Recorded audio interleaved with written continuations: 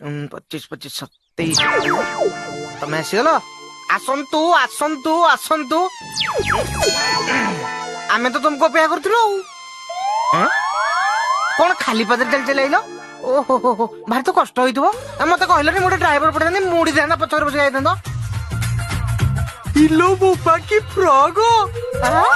ତମେ ଏଠି କାମ କରିବ ନା ନାଚିବ କହିଛ? ବଣ୍ଟି, ଇଏ କିଏ କିରେ? ମୁଁ ତ ଯାହା ବିଷୟରେ କହୁନଥିଲି କି ସେଇ ମ୍ୟାଡାମ। ଜେଜି ଏ ଜଣେ ମହାରାଣୀ ହେଲେ ଆମର ଏବେ ନୂଆ ଚାକରାଣୀ। ଶୁଣ, ଆମ ଡିଲ୍ ଅନୁସାରେ ତମେ